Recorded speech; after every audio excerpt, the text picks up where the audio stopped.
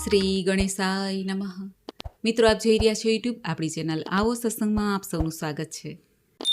મિત્રો, અત્યારે પુરુષોત્તમ માસમાં આપણે સાંભળી રહ્યા છીએ પુરુષોત્તમ માસના મહાત્મ્યની કથા તથા નિત્ય સાંભળવાની વાર્તા કથા પણ. આજે આપણે આ વિડીયોમાં સાંભળીશું પુરુષોત્તમ માસ મહાત્મ્ય અધ્યાય 3 અને તેની કથા. જો આપને આ વિડીયો પસંદ આવે તો લાઈક કરજો, શેર કરજો. આપ આ ચેનલ પહેલી વખત જોઈ રહ્યા છો તો સબસ્ક્રાઈબ કરી લેજો, જેથી આવનાર નવા વિડીયોની માહિતી આપ સુધી તુરંત પહોંચી શકે. ધન્યવાદ. ઓમ શ્રી કૃષ્ણાય વાસુદેવાય હરયે પરમાત્મને પ્રણત ક્લેશ નાશાય ગોવિંદાય નમો નમઃ. બોલો જગદગુરુ ભગવાન શ્રી કૃષ્ણની જય. પુરુષોત્તમ માસ કથા અધ્યાય 3 મલ માસ કથાનો આરંભ. સૌનકાદિ ઋષિઓના પૂછવાથી સુત પુરાણી કહે છે, હે મુનિશ્રેષ્ઠ, નારદજી સમક્ષ શ્રી નારાયણે જે કહ્યું તે હું તમને કહું છું, તે તમે સાંભળો. ભગવાન નારાયણે નારદજીને ઉદ્દેશીને કહ્યું હતું, હે બ્રહ્માજીના પુત્ર નારદ, આ કથા શ્રી કૃષ્ણ ભગવાને યુધિષ્ઠિરને કહી હતી. આ કથા શ્રવણના ફળ સ્વરૂપ તેઓ કૌરવોના ત્રાસથી મુક્ત થઈને સુખ શાંતિ પામ્યા હતા. દુષ્ટ દુર્યોધન આદિ કૌરવોએ પાંડવોને કષ્ટ આપવામાં કઈ કચાશ રાખી ન હતી. તેઓને લાક્ષાગૃહમાં બાળી નાખવાનો પ્રપંચ કર્યો. પાંડવો સાથે જુગટું રમીને કપટથી તેમને હરાવ્યા. દુશાસન દ્રૌપદીને ભર સભામાં તેનો ચોટલો ખેંચીને વાળ ખેંચીને લાવ્યા અને તેને નગ્ન કરવાની પેરવી પણ કરી. દ્રૌપદીની પ્રાર્થના સાંભળીને ભગવાન શ્રી કૃષ્ણએ 999 વસ્ત્ર પૂરીને દ્રૌપદીની લાજ રાખી હતી. શરત પ્રમાણે પાંડવો 13 વર્ષ સુધી વનમાં રહ્યા. પાંડવો કામ્યક વનમાં રહેતા હતા ત્યાં શ્રી કૃષ્ણ તેમને મળવા આવ્યા. કોપાયમાન અને નારાજ થયેલા શ્રી કૃષ્ણને અર્જુન હાથ જોડીને કહેવા લાગ્યા, હે પ્રભુ, આપ કોપાયમાન ન થાઓ. આપ જગતના પાલન કરતા કહેવાઓ છો, આથી આપ શાંતિ ધારણ કરો, અમે આપને શરણે છીએ. અર્જુનની નમ્ર વાણી સાંભળીને શ્રી કૃષ્ણનો ક્રોધ શમી ગયો. હવે તેમણે હાસ્યસહ અર્જુનને કહ્યું, હે અર્જુન, હું 1 માસ કષ્ટ સહન કરું છું, પરંતુ મારા ભક્તોના એક રાઈના દાણા જેટલા દુઃખને પણ હું મેરુ સમાન સમજું છું. મારા ભક્તોનો દુઃખ દૂર કરવા માટે અજન્મા હોવા છતાં જન્મ લઉં છું. હવે તમારા દુઃખો થોડા સમયમાં દૂર થશે. માનવીને સુખ દુઃખ હાનિ લાભ કર્મના ફળ રૂપે મળે છે. આ કર્મના બંધનો દૂર કરવા માટે માનવીએ ધર્મ, વ્રત, તપ દ્વારા શરીર અને આત્માને પવિત્ર બનાવવા જોઈએ. હવે પછી જે મહિનો આવે છે તેને અધિક માસ કહેવાય છે. આ માસમાં વ્રત, નિયમ, ધ્યાન આદિ કરવાથી તેના પ્રભાવે ફરી તમારું રાજ્ય, સુખ, વૈભવ આદિ તમને પાછા મળશે. શ્રી કૃષ્ણના આ વચનો સાંભળીને અર્જુન કહે છે, હે પ્રભુ, આ અધિક માસ શું છે? તેનું શા માટે વ્રત કરવું? તેનાથી ફળની સી રીતે પ્રાપ્તિ થાય તે બધું અમને વિગતે જ સમજાવો.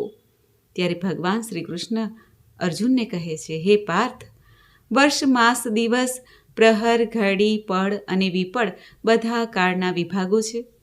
સમુદ્ર, નદી, તળાવ, કૂવા, ઝરણા વગેરે જળમાં વિભાગો પણ છે.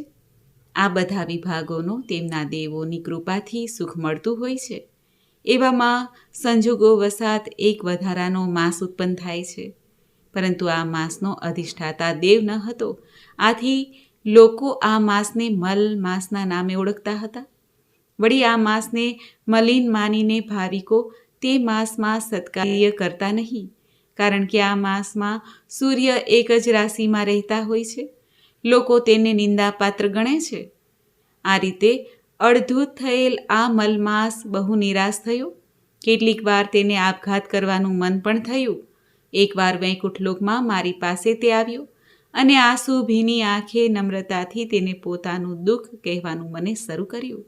શ્રી પુરુષોત્તમ માસ મહાત્મય કથા મલ માસ કથાનો આરંભ નામનો 3 અધ્યાય સંપૂર્ણ. બોલો પુરુષોત્તમ ભગવાનની જય. તો મિત્રો, આપણે સાંભળ્યું પુરુષોત્તમ માસના 3 દિવસના અધ્યાય મહાત્મયની કથા. હવે આ દિવસની કથા વાર્તા પણ સાંભળીએ, જે કથાનું નામ છે શ્રદ્ધાનું ફળ. બોલો પૂર્ણ પુરુષોત્તમ ભગવાન શ્રી કૃષ્ણની જય. અનંતપુરમાં એક સુથાર રહેતા હતા. તેના કુટુંબમાં તે અને તેની પત્ની, 7 દીકરીઓ અને 2 દીકરા મળીને કુલ 11 જણા હતા. દીકરીઓ મોટી હતી જ્યારે 2 દીકરા નાના હતા. આખા કુટુંબના ગુજરાનનો ભાર તેના એકલા ઉપર જ હતો. તેઓ લાકડા ઉપર કલા કારીગીરીમાં હોશિયાર હતા, તેથી ગામમાંથી તેને સુથારી કામ મળ્યા કરતું હતું. તે ખાસ કરીને દેવ દેવીના નાના નાના મંદિરો બનાવતા. તેમાં એવી ઝીણી ઝીણી કોતરણી કરતા કે જોનારને 2 ઘડી જોઈ રહેવાનું મન થાય. સુથાર દિવસ ઉગે ત્યારથી મોડી રાત સુધી મહેનત કરતા, ત્યારે માંડ માંડ તેના ઘરનું ગુજરાન ચાલતું. વસ્તારી કુટુંબમાં એક જ જણ રડનાર હોય ત્યારે જીવન નિર્વાહ ચાલવો થોડો ભારે પડે. દીકરીઓ મોટી હોવાથી સુથારે સારા મૂર્તિયા શોધીને પરણાવવા માંડી અને સાસરે વળાવવા માંડી. લગ્નના ખર્ચામાંથી સુથાર ઊંચા જ ન આવતા. વળી દીકરીઓ અવારનવાર સાસરેથી પિયરમાં આવે ત્યારે તેને કપડાં લત્તા અને કંઈ ને કંઈ રોકડ આપવી પડે. આથી સુથાર દિવસે ને દિવસે આર્થિક રીતે ઘસાતા જતા હતા. જેમ જેમ દિવસો વીતતા ગયા તેમ તેમ સુથારની ચિંતા પણ વધતી ગઈ. વળી જુવાની હતી ત્યાં સુધી તો રાત દિવસ કામ ખેંચતા, પણ હવે શરીર પણ જવાબ દેવા લાગ્યું હતું. શરીર થાકી જવા લાગ્યું. છતાં સુથાર જેમ તેમ કરીને ઘરનો ખર્ચ કાઢવા મહેનત કરતા. જુવાનીમાં સુથારને ભગવાન સાંભળ્યા ન હતા. તે તો પોતાના કામમાં જ રચ્યા પચ્યા રહેતા. હવે ઉંમર થતાં તે રોજ સવારે ઉઠીને દેવદર્શને જતા. ક્યારેક કથા વાંચતા તો કીર્તન થતું હોય ત્યાં સાંભળવા પણ બેસી જતા. એકવાર ગામમાં એક કથાકાર આવ્યા. તે સુંદર કથા કરે. સુથાર તેમની કથા સાંભળવા બેઠા. કથાકારે કથા વાંચતી વખતે કહ્યું, પ્રાણી માત્રના ભરણ પોષણની ચિંતા દરરોજ ભગવાન રાખે છે. તે કીડીને કણ અને હાથીને મણ દેનાર છે. તે ભૂખ્યા ઉઠાડે છે, પરંતુ કોઈને ભૂખ્યા સુવડાવતા નથી. છતાં મનુષ્ય ચિંતામાં ને ચિંતામાં આખી જિંદગી પસાર કરે છે. તે ભગવાન ઉપર ભરોસો રાખતો નથી. ભગવાન ઉપર ભરોસો રાખનાર કદાપી દુઃખી થતો નથી. ભગવાનને તેની ચિંતા કરવી પડે છે. કથાકારના આ શબ્દો સાંભળીને સુથારને પસ્તાવો થવા લાગ્યો. તે વિચારવા લાગ્યા કે આખી જિંદગી મેં ઢસરડો જ કર્યો. કોઈ દિવસ શાંતિથી બેસીને ભગવાનનું નામ ન લીધું. હજુય સમય છે. ભગવાનનું નામ લઉં, તેનું ભજન કરું, તેનું સ્મરણ કરું, તો આ અવતાર એળે ન જાય અને પરલોક પણ સુધરી જાય. આમ વિચાર કરતાં કરતાં સુથાર ઘેરે આવ્યા અને તેની પત્નીને ઉદ્દેશીને કહ્યું, હે ભાગ્યવાન, હવે મારાથી કામ થતું નથી. એ તો તું જાણે છે. હવે તો બની શકે તેટલું ભગવાનનું નામ લઉં. ભગવાન મને બળ આપશે તો થોડું કામ કરીશ, જેથી આપણું ગુજરાન ચાલે. બાકીનો સમય ભગવાનની ભક્તિમાં ગાળીશ. 1000 હાથવાળો મારો નાથ આપણને મદદ જરૂર કરશે. ત્યારે આ સાંભળીને પત્ની બોલી, તમારું કહેવું ખરું છે. તમે ઘણું વેતરું કર્યું. હવે ભગવાન ઉપર શ્રદ્ધા રાખીને તેની ભક્તિ કરતા રહો. ભગવાન જાણે સુથારની કસોટી કરી રહ્યા હોય તેમ તેની સ્થિતિ દિવસે ને દિવસે બગડવા લાગી. તે રોજ ભગવાનની ભક્તિ કરતા, પણ સુથારી કામ મળતું નહીં. આથી ક્યારેક ઘરમાં ચૂલો ન સળગે એવી હાલત થઈ જતી. આમ થતાં પત્ની મૂંઝાઈ જતી અને પતિને 2 શબ્દો કહેવા ઈચ્છા થતી, પણ તે મૌન રહેતી. સુથારને તો ભગવાનમાં અતૂટ શ્રદ્ધા બેસી ગઈ કે મારો વહાલો મોડે વહેલે પણ અમને સહાય અવશ્ય કરશે. તે દરરોજ કથા વાર્તામાં જતા હતા. એવામાં પુરુષોત્તમ માસ આવ્યો. કથાકારે પુરુષોત્તમ ભગવાનના મહિમાની વાત કરતાં કહ્યું કે પુરુષોત્તમ માસ આવી રહ્યો છે. આ પવિત્ર માસમાં જે કોઈ વ્રત કરે, આખો મહિનો નહાય, દેવ દર્શન કરે, કાઠા ગોરમાની વાર્તા સાંભળે, ઉપવાસ એકટાણું કરે, યથાશક્તિ દાન પુણ્ય કરે, તો પુરુષોત્તમ ભગવાનની કૃપાથી તેનું દારિદ્ર્ય દૂર થઈ જાય છે. સુથારે ઘેરે જઈને આ વાત પત્નીને કરી અને બંનેએ પુરુષોત્તમ માસનું વ્રત લેવાનો સંકલ્પ કર્યો. પુરુષોત્તમ માસ બેઠો. સુથાર તથા તેની પત્ની રોજ પ્રાતઃકાળે નદીએ જઈને નાહી આવે. દેવ દર્શન કરીને યથાશક્તિ બ્રાહ્મણને દાન સીધું આપીને ભગવાનનું રટણ કરે. પતિ પત્ની શ્રદ્ધાથી વ્રત કરી રહ્યા હતા. અધિક માસ પૂરો થવામાં થોડા દિવસો બાકી હતા. ઘરમાં અન્નનો દાણો ન હતો. દરરોજ બ્રાહ્મણને સીધું કેવી રીતે આપવું તેની ચિંતા તેમને સતાવતી હતી. એક દિવસ સુથાર વહેલા ઉઠીને દિશાએ જવા જંગલમાં ગયા. તે ઢાળ પડતી જગ્યાએ હાજત કરવા બેઠા હતા. બે દિવસના ઉપવાસ હતા. વળી ઢાળ હતો, તેથી સુથારે પડી ન જવાય એટલા માટે એક ઝાખરાનું મૂળિયું પકડી રાખ્યું. મૂળિયાને આમ તેમ હલાવવા જતાં તે ઉખડી ગયું અને ત્યાં ખાડો પડ્યો. તેમાં કંઈ ચળકતું લાગ્યું. સુથારે ચળકાટ જોયો, પણ હજુ અંધારું હતું, તેથી તેને સમજ ન પડી કે અંદર છે શું. તે તો ત્યાં બેસી રહ્યા. થોડું અજવાળું થતાં તેણે જોયું કે ખાડામાં હીરા પડ્યા હતા. તે ચમકી રહ્યા હતા. તેનો સુથારને ખ્યાલ આવ્યો. સુથારે આનંદ અને હરખ સાથે હીરા ઉઠાવ્યા. તેણે જોયું તો તેની નીચે સોના મહોરો પણ પડી હતી. માટી કાઢીને ખાડો જરા ઊંડો કર્યો તો તાંબાનો ચરુ દેખાયો. આખો ચરુ સોના મહોરથી ભરેલો હતો. આ બધું જોઈને સુથારને તો આનંદનો પાર ન રહ્યો. પછી વિચાર આવ્યો કે આ તો દાટેલું ધન, આ મારાથી ના લેવાય. મારા ઘરમાંથી ચરુ નીકળ્યો હોય તો મારો હક ગણાય, પણ આ તો પાદરે પડેલું ધન છે, મારાથી ન લેવાય. હાલમાં પુરુષોત્તમ ભગવાનનું વ્રત કરું છું, તેથી પરધન લઉં તો પાપી કહેવાવ. આમ વિચારીને સુથાર ચરુ લીધા વગર જ ઘેરે પાછા ફર્યા. સુથાર રોજ દિશાએ જતા, પણ બહુ વાર લાગતી નહીં. પણ આજે ઘણો સમય થવાથી સુથારની પત્ની ચિંતા કરવા લાગી અને બાણે ઊભી સુથારની પ્રતીક્ષા કરી રહી હતી. સુથારે ઘેર આવીને પોતાની પત્નીને સોનાના ચરુની વાત કરી.